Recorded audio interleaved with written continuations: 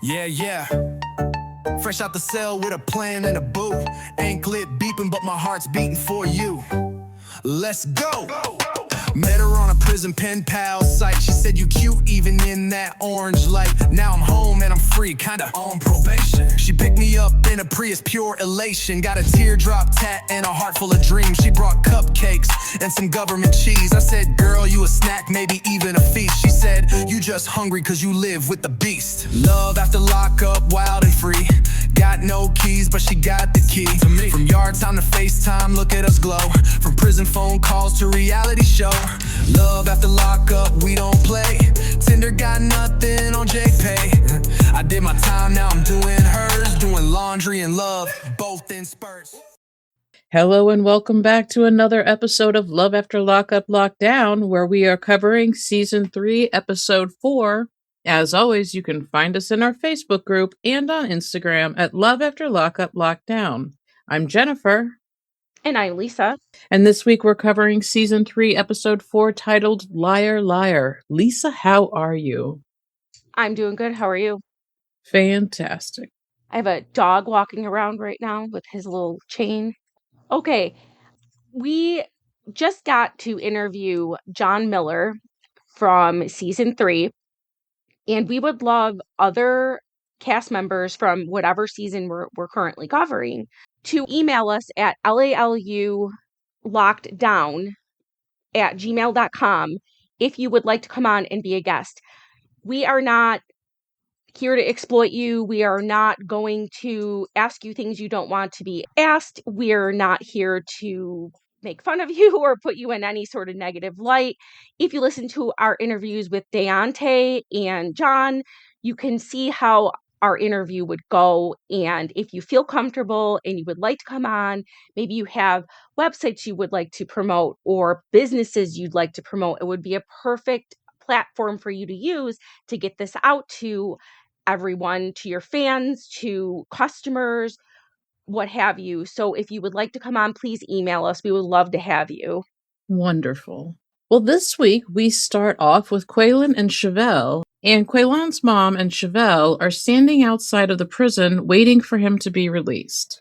Mom runs up to Quaylen to hug him when he finally does walk out. We have that where they're going, "Oh, is that him? No, that's two people."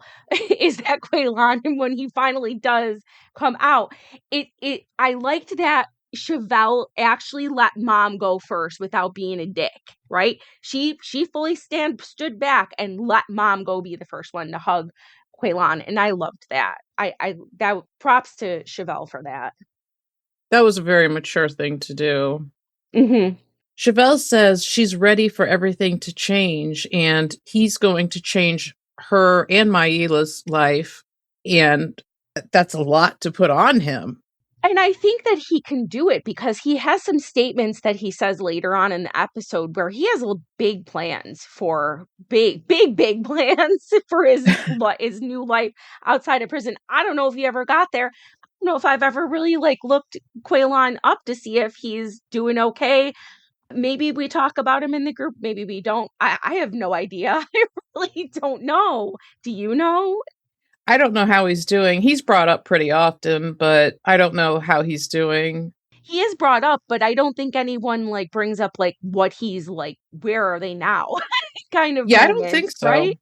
No. Yeah, I don't think Some so. of it's hard to find though. They're not always very public with their new life or their life on the outside now. Sometimes they just want to walk away from this and do their thing.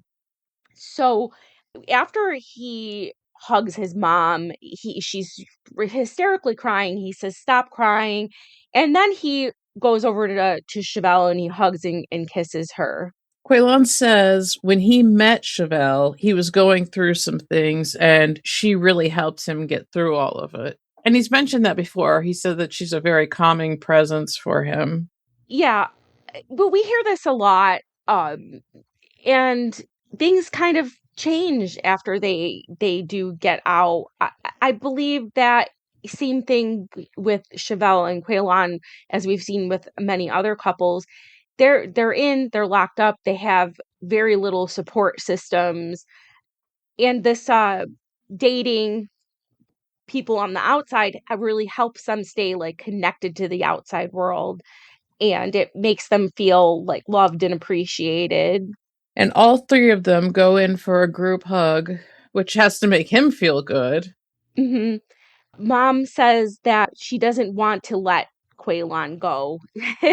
And we've talked about how how we think that Quaylon's a mama's boy, and he's definitely mom's little boy, mom's baby still. Yeah, his big plans include none of his family having to work. So he wants to be able to support everybody. And I hopefully we learn how he plans on doing this. So you're a felon. Okay, do we have another rapper on our hands?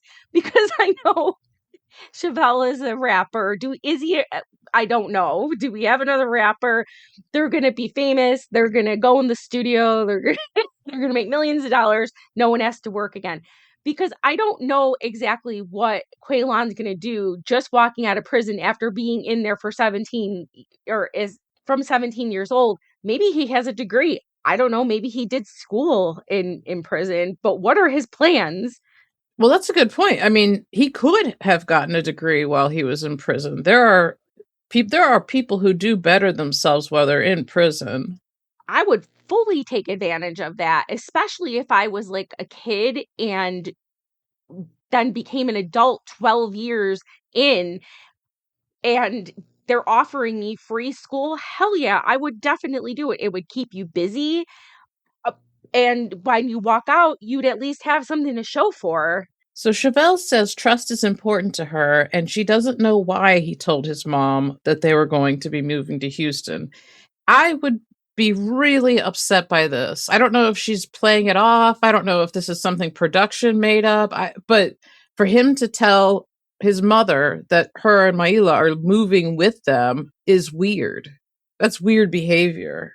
I still feel that she thinks he's not going to go with mom, that he's absolutely going to go and or going to stay with her. I think she's pretty confident, even though you said she doesn't know why he lied, that the lying he's doing is to mom and not to her.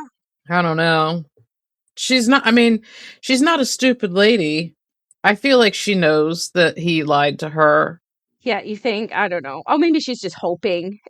That I That's the believe, yeah, for sure. yeah. Next up, Christiana and John says they have 8 minutes to finish the ceremony.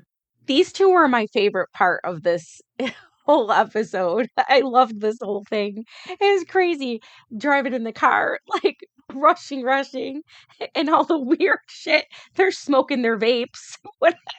I loved it. So she likes to fly by the seat of her pants. We know we know this. They hold hands and like the ceremony begins and they got to get this shit done even though we know they're already married. They got to get this fake ceremony completed. She tells the lady who was helping her try on the dress that she's very nervous. And this woman tells her, like, over and over again that she doesn't have to go through with it and she can back out anytime she wanted, which I thought was interesting to say something like that once. You're like, okay, but then to repeat it, like, you don't have to do this. It feels suspicious. She's playing for the cameras though. She's a pretty damn good actress, because if had we not known, you would believe like that they're actually being married for the first time for sure. I wonder if that lady knew they were already married, though. Like, what if she didn't know that? I don't know. You see, Christiana knows nothing about the native culture. To me though, this is really weird because I didn't think it was any the whole like ceremony felt like it wasn't very different from like a regular ceremony, only they just had like a drum. I don't know. They took out so much of the ceremony. They're just basically like, Okay. okay, are you married? Okay, fine. And you're good? All right, Right? we're done. Yeah, it was so fast. He said that in his other marriages, he had not had a native ceremony, which is something that he was having, obviously, here. Which is weird and makes me think, and I know we spoke to him, which makes me think that like he started practicing his native rituals, ceremonies maybe kind of later in life, because if you've been married before, wouldn't you want a native ceremony? It could be. Knowing that he forced Christiana into this, even though she's Catholic, wouldn't he have done the same with his other wives? He didn't force her into this. I mean, this was all played up for the cameras. Yeah. I wouldn't say he forced her to do anything, at least from what we know now. Yeah, she was just kind of like, okay, let's just do this because this is Yeah, what we're gonna do this and is I'm what we're getting paid. doing. She says that she's really overwhelmed and they have to get on the road. Like they are running big late right now, like 30 minutes late. Yeah. This is where I will be finish up all the ceremony, drums, whatever, everything happens. People are wearing native shit and they're on like the throughway and they're going like 80, which is dumb as fuck, which can't possibly have happened because had they been pulled over, she could possibly have gone back to prison, right? I don't in all reality, she probably wasn't late and Yeah. also they probably weren't going that fast. They always like to like add sound effects in there like people are honking at them and I mean they could be like make it seem more exciting. All right, I'm going 65. You'd be like vroom, vroom. I don't know. You can see it too because John's like leaning forward, like as if you're like in a cartoon, and when they go fast, they like hunch their back and they go like this, and they're like looking down at the road, gripping the wheel with two hands. But then in another scene, he's like smoking his vape. It's like Yeah, it's hard to say. casual, one hand on the wheel, smoking vape, or gripping the wheel with two hands, going 80. I mean, 80 is actually not that fast like No. for certain states like your state where for mine like our maximum is 60 65 here, but some states are 70 75. So in reality like 80 is not that fast. Yeah. Now she says she's been in and out of prison for 14 years and she's never successfully completed a parole. That's not great track record. Nope, but John's gonna save the day because this time it's gonna be different. Everybody believes that. Absolutely. How many times after a year of covering this show have we heard that statement over and over again? Love is going to solve all the problems and make you better. Next up, we briefly check in with Lindsay and Scott said he's finally going to see her and he can't wait to grab and kiss her, and he has steak and champagne in the limo waiting for her. Just gross. Like, the idea, everything about his interest in her feels dirty and wrong. It's so gross. Can you imagine that lip coming towards you with No. on that first kiss? Oh, it looks particularly red and crusty in this scene. I don't like it. Her mom and her daughter are actually going to drive to the halfway house within an hour. So he's at the airport, he's going to pick her up and he's going to drive her in this. That's a big fucking limo. I didn't realize how big that limo was. It's huge. He's going to drive her in that. Do you think he planned on doing it in the limo I'm based on how sure. fucking huge it is? That could have sat what, like 20 people comfortably? I don't know, but more than those two. Weird. So gross. He's like peering out the window of the airport going, "Is that Lindsay? No. Is that Lindsay? No. Is that Shut the fuck up, man." Like seriously. I guess if you've never actually seen a person like face to face, it would kind of be like, oh, maybe I don't exactly know what she looks like, but I feel like you'd know. You'd have some idea.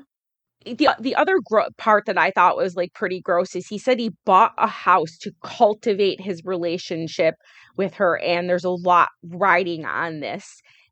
Again, like what you were saying, is it's just gross. Like cultivating a relation. It's so weird.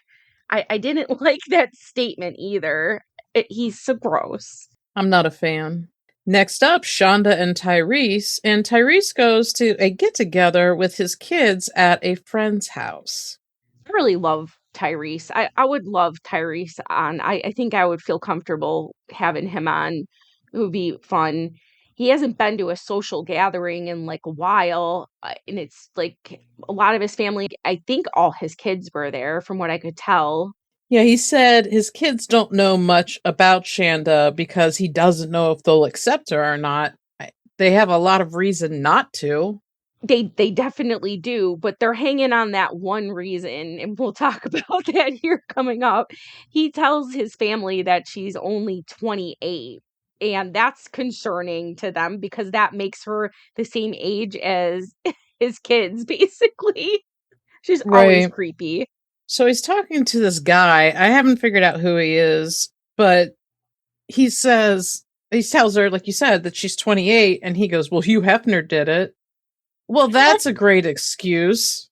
So we're comparing Tyrese to Hugh Hefner now, which is interesting. Parallel. He, Mm-hmm. you know, he got divorced when he was 30, and he said he was going to remain a bachelor, which he kind of did for quite a while because what, he's like 50 something.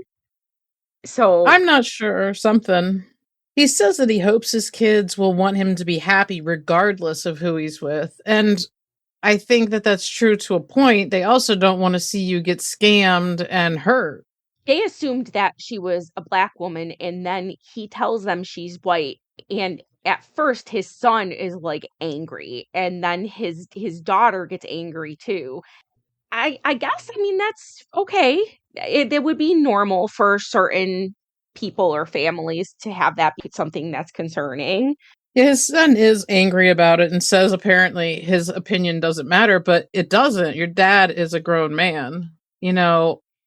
While I understand why you might be upset, it's his choice. Just It like being is. a felon is his choice to accept. I'm guessing maybe they don't have a lot of white people in their family right now, or if at all, and they probably are feeling like it might be awkward or she may not fit in. I'm guessing. And his daughter says that if I meet this girl and I don't like her, like, how would you feel? Yeah, well, Tyrese says, why wouldn't you like her? Because she's white? And they were like, we don't care about that, which may be true. I mean, there's a lot of other things that are going on besides race here. There's a lot of other reasons not to like her. Oh, absolutely. But they definitely feel some sort of way about her being white. However, I feel like this could have very well been the show wanting them to do this. Oh, yeah. Because this is the first, well, no, we've had this scenario before, but maybe they are just like, well, we should probably play this one up. Who knows? He shows them a picture, and some of the people are like, oh, she's nice looking. And then his daughter says, she's not ugly. But also, they're like, she's a sugar baby looking for a sugar daddy. And Tyrese says, do I look like I'd let a motherfucker use me? Because they're basically insinuating that the age gap, the fact that she's white, all these things, the fact that he's giving her money, this and that, is all the points to she's using you. And they're not wrong. I would absolutely have that suspicion as well. Yeah, your behavior, you kind of do look like a motherfucker who would let somebody use you. Like, Yep, or he does. unfortunately, against your better judgment. But Reggie, who is the gentleman I was referring to earlier, he says that they're just concerned about him. I believe that. I don't think they want bad. It's because they're concerned about him that they are bringing these things up. Seemed to me that they're probably a close family. So all of these concerns would be absolutely normal. Even though this is a TV show, I think that a lot of this was actually their real feelings. His daughter says that she doesn't want her daddy's heart broken. Okay, yeah, I would not want that either. I definitely think that this is like a setup for disaster. Yeah, I understand why everybody's upset. There's, like I said, so many reasons. But he tells his kids not to worry about him unless they're paying his bills. And He says to Reggie, "You feel me?" And Reggie says, "No, I feel like someone is trying to hurt you." That was real. That was raw and honest.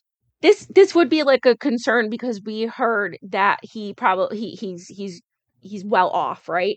So that would absolutely be a concern. Well, this girl's going to use you for your money, and then on top of it, if you get married, if he decides to not protect his money and then he passes away and she takes everything, I guess that's a real concern as well.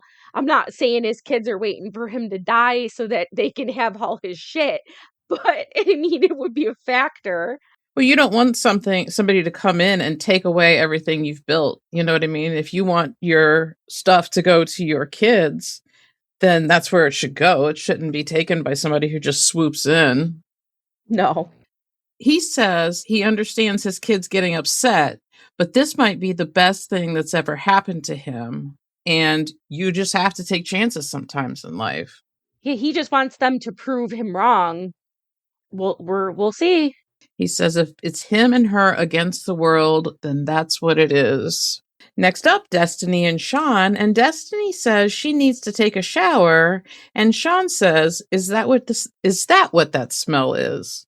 At that moment, see, you dislike Scott on the level that I dislike Sean because What that the was so fuck? gross and immature with his little rat face. I would have smacked him in the face, not in the body. I've been like, listen, fuck you, and just slapped him across his ugly face. Well, you're not 10. Like, what kind of thing is that to Oh, right? say? He's so I was just like, go raise your fucking kids and go away. Right. So she holds up a shirt that I assume he bought for her, and she's like, "Oh, this is cute." Again, at this point, she still seems to like him. It's weird, right? I'm like, maybe he looks better in person, but I don't know. I know you don't agree with me that she's kind of a cute girl when she's got like her makeup and shit done, but yeah, I don't know. I don't know if these two both have like, what's the word? They're looking through rose-colored glasses at each other. I don't know. Something's going on. She says he got her a lot of stuff and he did good, which I feel like is a primary concern of hers. You should never buy a woman clothing. You could try buying lingerie. Please never go shopping without her to buy her clothing. Don't do that. I know it's never going to work. So she says that like everything's good so far. He's a good guy and that he's all about me. I bet she likes that all about me part of it. I bet so too. She says she's excited to see her mom and sister, and it's been 3 years since she saw her mom last. And then she brings up the fact that she's gained weight and she's nervous about the meeting with her mom because she says that her mom has no filter and can be very mean. So she's worried her mom's going to make fun of her because she got fat, I guess, which is terrible. See, now I thought it was more about Sean, like, because she says her mom has no filter and that's why she's worried. She said, but she thinks that Sean's the kind of person that everyone will love. So is she worried about herself or is she worried about Sean? I'm not sure, but I do not feel that way about him. I do not think that this is a person that everyone just loves me. He I his personality is not one where people would meet you and be like, "Ah, that's a cool guy. I like you." I was like, "What the fuck is she talking about?" Yeah, I don't see it. He says it's going to be nerve-wracking meeting her mom and sister after just talking to them a couple times on the phone. I'm surprised he talked to them at all on the phone. I would not do that. I'd be like, "Ew, you fucking creep. I don't know you. Don't call me." Would not like this. But she comes back and she says, "Well, it's going to be nerve-wracking for me to meet your family too." Yeah. All of this is so weird. The whole thing feels staged, but also not. I don't think that there's ever been one family that's been just like very supportive and been like, "Yeah, that's cool. Let's just do this. This isn't weird at all." Yeah, I was trying to think, but I No. can't think of anybody. I do not know one. Like, I really cannot think of one who have been like, yeah, this is great. Let's all be on board. He says he let the lies get this far out of control because he could have just told her and that would have solved the problem. And what I speculated is correct. It's that he's hiding how many kids he has. They do finally meet up with her sister and her mom.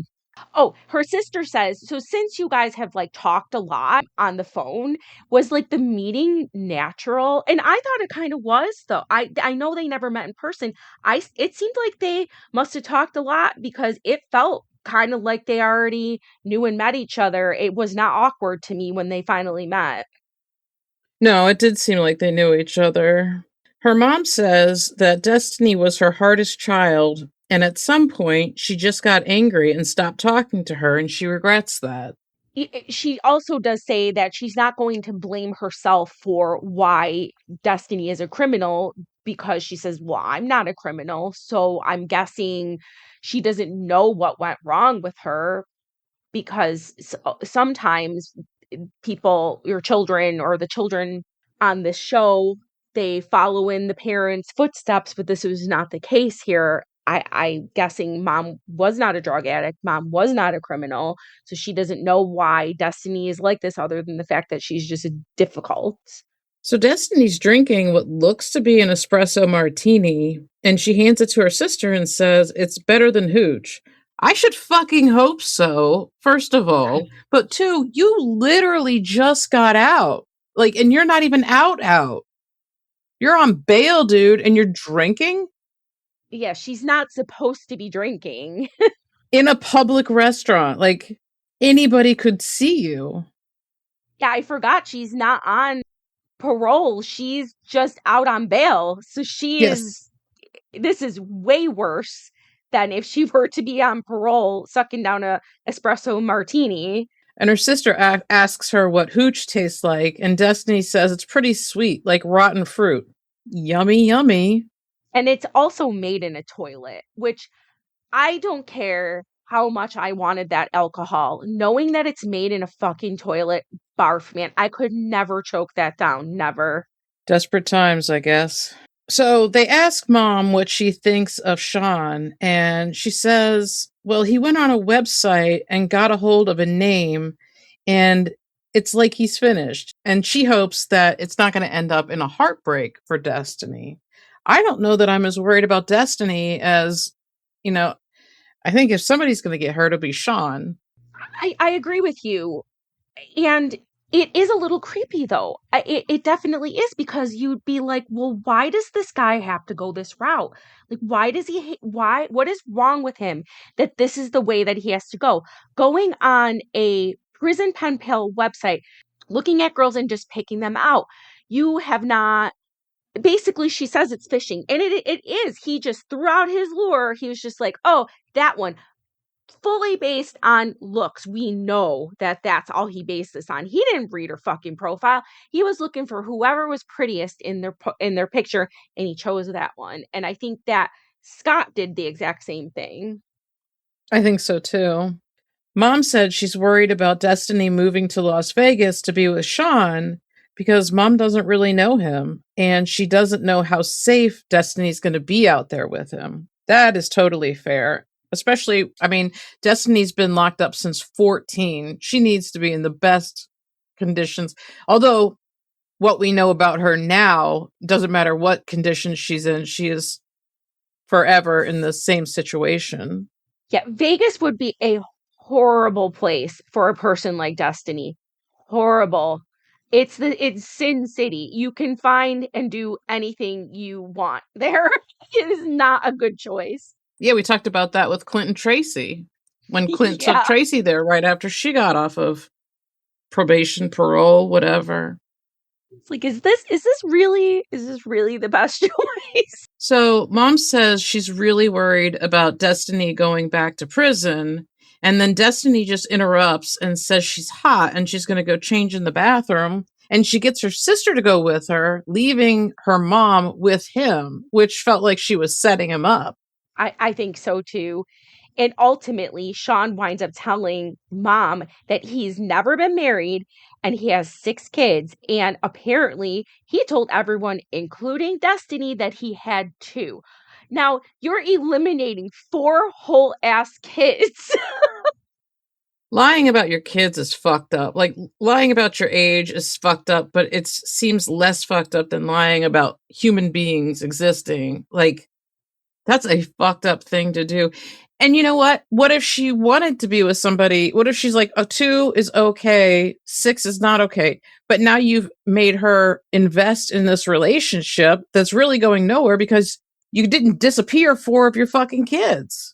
On top of everything, you having 6 children and you're going to expose 6 children to a woman who has been in and out of jail, on and off of drugs, the majority of her her life, and you're just going to be like, here's my 6 kids.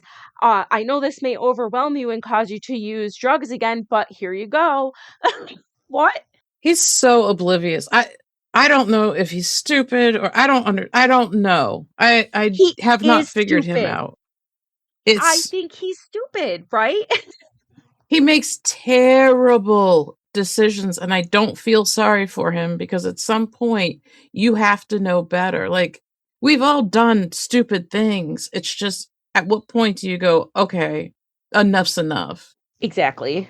Back to Lindsay and Scott, and Scott's still waiting for Lindsay to get off the plane. This is fucking totally staged. I don't buy this for a second. No, especially because this is the smallest airport on planet Earth. Yep. And there was only one plane landing, With one and it guy in the landed. airport. One guy in the airport. They've already taken everyone off the plane, and he's still looking and peering off. And then one random straggler gets off, and then just like the flight attendant is standing there, and he's still staring, hoping she's just like, I don't know, she fell asleep and she's magically gonna come off. I have no idea. I don't feel like Scott is stupid like Sean is. We know that he knew she was not getting off of this flight. It had emptied and she's not there. I don't think he's stupid, but he is fucking gross. He's gross in a guy way. And if you know what I'm talking about, you know what I'm talking about. If you don't, Oh, congratulations. yeah. He says he's dumbfounded and worried and he can't figure out why she wasn't on the plane because she was never expected. Don't buy this storyline. Don't believe it. No, especially with the whole steak thing, because now he's had these steaks and that cake chilling in that, that big ass limo for a long fucking time. Right. He's checking to see if he to figure out if he missed her. He's like, I'm confused. I and then I'm not sure who the hell he's talking to on that phone. I was trying to figure it out. I didn't want to go and reverse it just to find out who this dumbass is talking to. He called her mom. Okay. Well, I knew he called her mom, but he was also talking to like someone else, and I didn't know whether it was like the jail or an officer or what it was. That I think that's in a different scene though. Yeah. So production says, "Are you sure she didn't get off the flight?" And he says, "No, I think he would notice." Even like you said, even though they haven't met before, he would have some idea. But I don't think she was even supposed to show up. I don't know how many times I can say it. I don't think she was ever supposed to show up at this point. And he says that he doesn't know if she's pulling a scam. I just someone yeah, this one feels really set up. I don't think this was even a thing. Because he walks over to the pilot of the flight and he asks if that's the right flight. What the fuck, man? There's only one plane in the whole airport. Oh my god. I'd be like, if I were the pilot, I'd be like, get the fuck away from me. I just flew for a long time. Exactly. You just have access to the pilot. Hey, dude, did you see this hot chick that I met online? Get off the. Oh my God. I got steaks and cake, man. He said many scenarios are going through his head, so he decides to call the prison to make sure she was being released, like she was actually being released. I don't know. Maybe I would have thought of doing this a little bit earlier, But I guess you I'm wouldn't just anticipate her clarifying. not. Yeah, you wouldn't anticipate her not showing up. But the guy at the prison tells him that he's going to have to call back the next day. There's nothing that is going to help him tonight. Next up, Jessica and Maurice. And Maurice asks her if she's almost ready to go see his parole officer. She's just like casually doing her hair and makeup. We always need this to be like a scenario where we may not get there on time, right? Always, because they're always late, they're always strapped for time. And I don't feel for a second like as if Jessica would just be casually doing her hair and makeup, making them possibly late. I'm You sorry. wouldn't think so. Not, I don't know. It's so hard to tell. We're so new into this season. But Maurice goes into the bathroom to rehearse with her what he plans on saying to his parole officer, which is actually really smart. You know, you're less nervous when you've already gone through it once or twice. And he has very, very, very valid reasons too, which is weird to me. It's like, why would they want him to not be in a safer place than fucking Compton, man? Like, he is also married. So they would rather have him away from a person who could watch his whereabouts and make sure he's not going to get in trouble again, and in a safer area than fucking Compton. It's It probably just makes no paperwork. sense. It's probably just a Yeah. matter of processing the paperwork, and it's not. I mean, I would assume that they're going to approve it, which is what it sounds like. But what they told him was he just has to wait until it gets processed. Okay. But she's worried because the parole office is in Compton, and that's where his charges, because that's where his charges are from. Yeah, I'm not going to Compton. My God. I mean, that's where he's from. Yeah, but man, that would be terrifying. But at least like she's with someone who like knows the ins and outs of the area because that's where he was from. So he says that sometimes parole can be bitches and sometimes they can be cool. That goes for everyone, I think. Yeah. But he does come out, and he is not currently allowed to leave LA. They told him no, he has to wait. Yes, so he talks a little bit about like growing up. He says that he it was just like he, his mom, and his sister, and then don't forget he has a daughter. And he says that it like very much hurt him to have seen his daughter grow up through basically pictures because that he hasn't been able to see her in a while, and so he's just been kind of like watching her grow up vicariously. Right. And he says he's missed a lot of time being in prison. He saw a lot of obituaries and realized that could have been him if he hadn't been locked up. And Maurice is in a wheelchair now, right? Because he was shot. Isn't Correct. that? Yeah. So poor guy. He said that there's nothing but trouble out in where he was from, and he just doesn't want to be there. It's good to hear. It's good to hear that he does not want to be in the place that caused him to be in prison where he was. He says he never wants to go back, and he already has two strikes, and if he gets in trouble again, like he's screwed. Right, because California has a three strike law, and he's at two. So does that mean he would be in for life then on the third Yeah, strike? Yeah, shit. I would get the fuck out of California too. Oh, hell yeah. Next up, Tyrese and Shonda, and he's shopping for lingerie. Must we do this? Apparently so. Besides the sex scenes, this is second in line for gross. We always have to be gross and shopping for tiny panties. Well, she told him the first thing she wants to do when released is get out of her prison underwear. I feel like that was like supposed to be a flirty line, like, ooh, I need to get out of these underwear. Why? Nobody's ever mentioned prison underwear. So what's so bad about, I'm not saying they're not bad, but like, what is it? Why has nobody ever brought this up except her? She's trying to We flirt. we yeah, we think alike because I was thinking, how did they even get into this conversation, right? They must have been talking about panties or sexually or something like that. And then somehow she said about wanting to get out of her prison undies.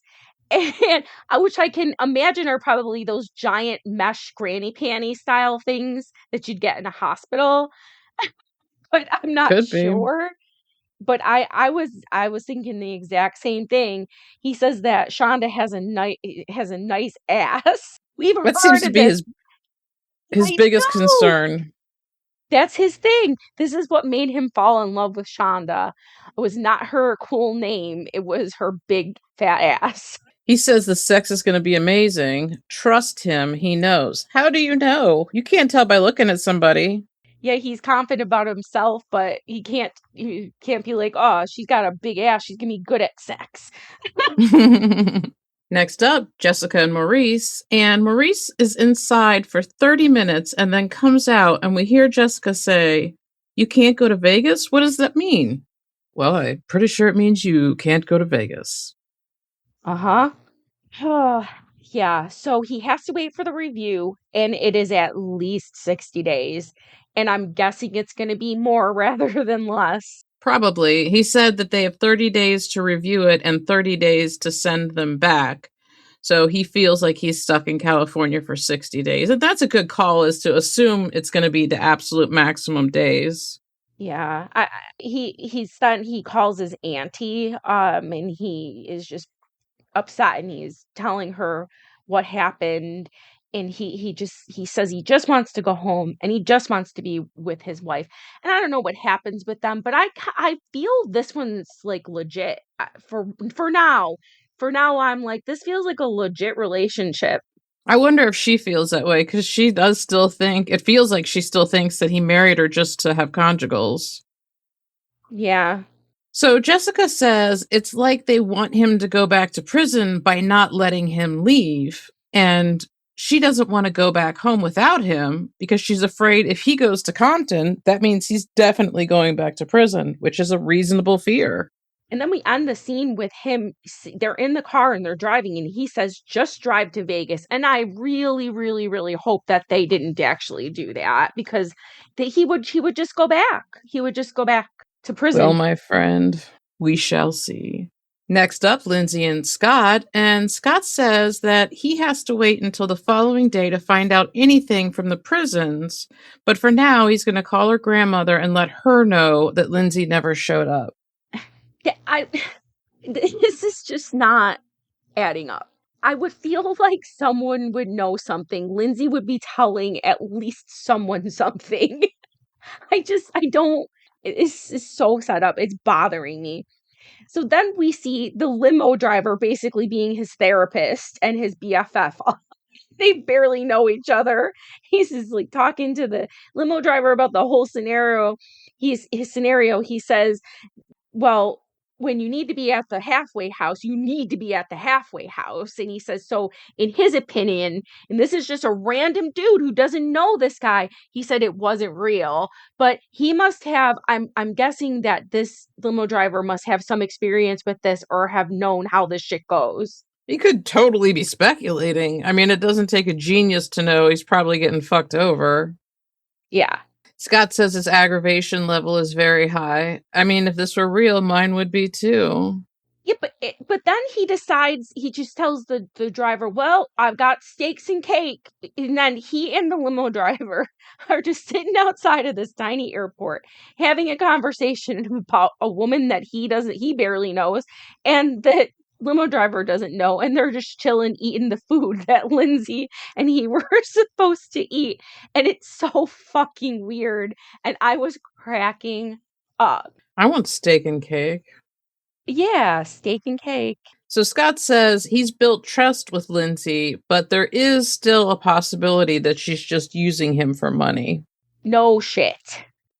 Next up, John and Christiana, and they are racing down the highway, and he says he's never taken his truck to that limit before. Yeah, the fuck truck goes real fast. Vroom, vroom. So Christiana calls her mom and tells her that she just got married. Surprise, surprise. Uh-huh, yeah, I was not married before. I wasn't actually already married, Mom. I just got married. Like, Mom didn't know. And again, she says that she didn't know that she was getting married, but she needed to take a chance at love. She's worried about getting to the halfway house in time and says she's been in prison 8 times, mostly for burglary, because She was always after that next fix. And that's an honest thing to say. You know what I mean? A lot of people try to cover up their issues, but that was a very honest, upfront statement. Now, in the first episode, we learned that she was actually arrested 30 times. She says she's been in prison 8 times. Prison and jail, we know, are different. So Mhm. she's had, I'm going to guess, 8 serious times that she's been arrested and in prison. And then all the rest is just probably just like misdemeanors. Probably. She mentions that she lost 14 years of her life due to drugs and prison. So, I thought for a second, man, that I kind of felt that even though I've never lived that life, but I'm like, any way that you would lose 14, 15 years of your life is it fucks with your head. And oh, I yeah. felt for her at that moment. Yeah. So she asks him what's in the back of his truck, like in the back seat there, and he says it's pretty much all hers, and she should pick an outfit out and change in the truck so he can see her naked. Ugh, must we be this level gross? But yes. Yeah, so while she's looking at her shit and they're driving 80 miles an hour down the throughway, shit's blowing out of the back of the truck on the road, not making you at all super visible to police.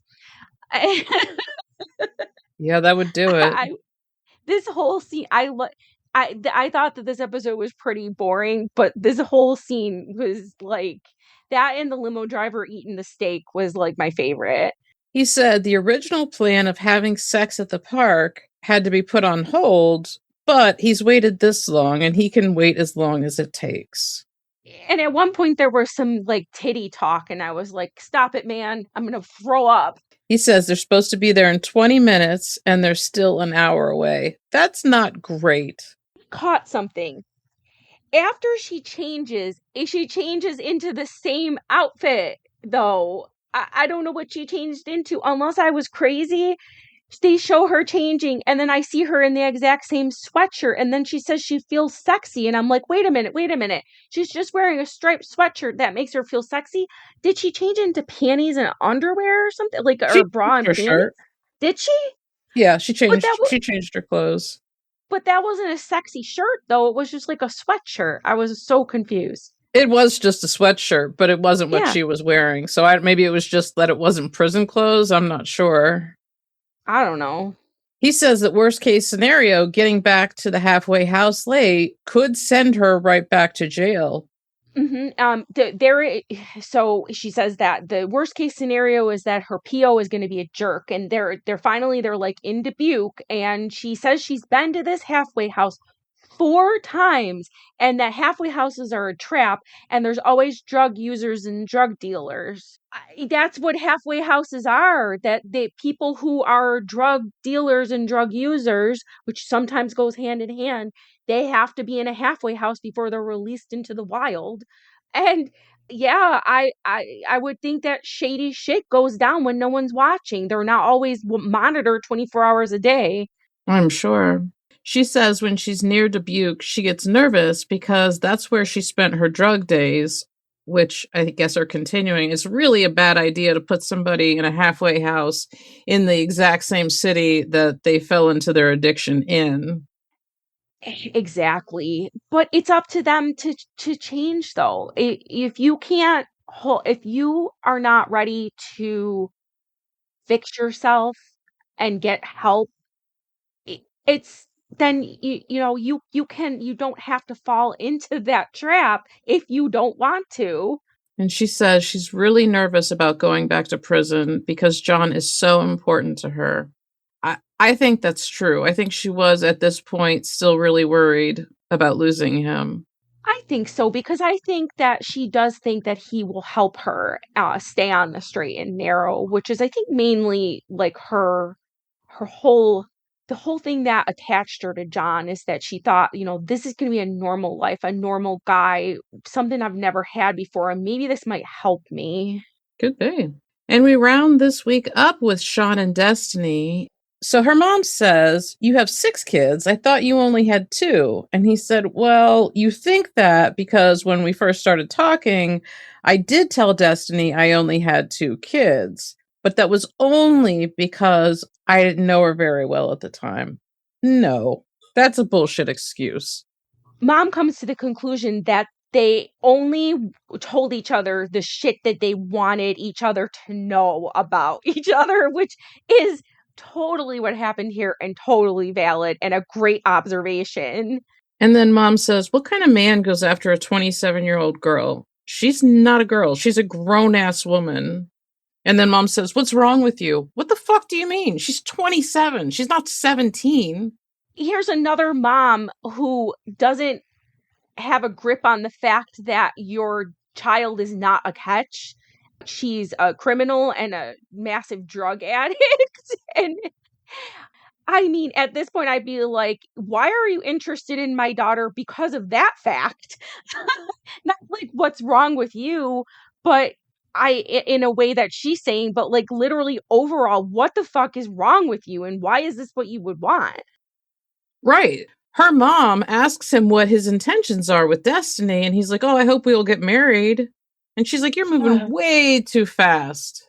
So he says he's going to see what happens and go from there. And her mom says, I don't know if you can handle her. She's likely to chew you up and spit you out. I believe that. And if somebody's parents tell you that, fucking listen, dude. This is another Matt situation. She knows that well, she doesn't know, but I feel like she feels that her daughter is a lost cause because this has just been habit. It's been in and out, always on drugs. And she doesn't think her own daughter will ever change no matter what. And she's probably right. Then her sister says that you can look Destiny up on public record and see all the shit she's done, but they know nothing about Sean, and that he could have shit that he's not telling them, like having someone in his basement. Well, you wouldn't know, honestly. But just because somebody has a criminal record doesn't mean they're worse than somebody who doesn't. It just means a person who doesn't didn't get caught with whatever it is they did. Like, we all do illegal shit. All of us. Exactly. So her sister asks her if she's sure she wants to go with Sean to Vegas. And Destiny's like, yeah, I want to go. It sounds fun.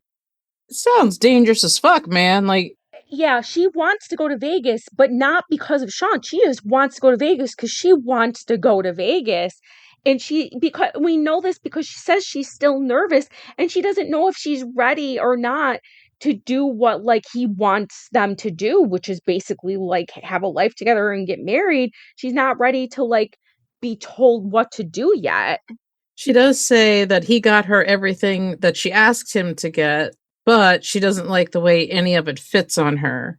Yeah, she's in the bathroom in there and why nothing's fitting, and then she just winds up putting back on the shit that she had on. And here she says that she likes him and she hopes things work out, but she doesn't want to settle down. How can something work out if you don't want to settle down? Again, I don't think that Sean is her overall plan. I think she just wants to get a start in another place, which is Vegas, and she's using Sean to do that. Very well could be. And her mom says that her baby girl, she said, that's my baby girl, and she may be a lot to handle, but if anything were to happen to her, things would get bad. These people threaten all the time. People threaten these other people with stuff that you're not probably literally going to do. I will end you. Will you? Like, do you know what that means? Exactly. They're not going to do anything. They're just going to watch her go back to jail and him just be a single guy looking for another inmate. we move into the fact that he lied about his age. Her sister asks, how old are you? And he says he's 45, and they all swear that he says he was 36. I believe them. I believe them that he lied. I do believe them. I'm sure. If he lied about how many kids he had. Absolutely. And then she's having a second, presumably alcoholic drink immediately after release still. She said, what else don't I know about? How many kids do you have? This is a fucking disaster. Yeah, and the fact that she just, like, came up with that on her own, no. Someone told her or she already knew or something. You wouldn't just, like, automatically go, you must also be lying about the amount of kids you have, and I don't think you have 2, I think you have 6." Like, something You already knew. yeah. Who is your VIP for this week? So my VIP is actually the limo driver because he was like, "Yeah, I'm just gonna take advantage of this and I'm gonna have this good ass steak and a giant piece of red velvet cake outside with this lunatic because I'm still getting paid and I'm also getting dinner." Can't beat that. I chose the lady who performed the wedding for John and Christiana for reminding her that she didn't have to do anything she didn't want to. And your POS? Sean, because I just fucking hate him and I think he is a shady shadester and also really fucking dumb. I chose Maurice for putting his freedom and potentially hers in jeopardy. Good one. So that's about it for this week's episode. If you enjoyed the podcast, head over to Apple or Spotify to rate and review. If you'd like to continue the conversation, join our group on Facebook at Love After Lockup Locked Down. Listen every Wednesday wherever you find your podcasts and keep those notifications on to be the first to catch bonus episodes. And in the meantime, don't fall in love. And don't get locked up. First date at Walmart, keeping it low. Told the clerk, don't judge me, I'm on parole. I brought roses, okay, 1 rose from a gas station. She said, "Aw, babe, now that's validation." We be vibing in a halfway suite. Microwave dinners, romance elite. She my ride or die, she brought me a phone. Even snuck it in once, pre-release song. She hold me down like a key-o with charm. Except she don't mace me or twist my arm. We write vows in Sharpie on my court docs. Judge said no contact, but we beat the clocks. Love after lockup, cuffed and proud. Matching jumpsuits, now we rockin' the crowd. She said, "Don't mess up," I said, "Bet." Now we're TikTok stars with no regrets. So here's the love and second chance thrill. From a concrete bed to Netflix and chill. They said, "Don't catch feelings," but I caught a case of butterflies, girl, not just in one place. Ankle monitor beep. Oops, curfew gotta bounce.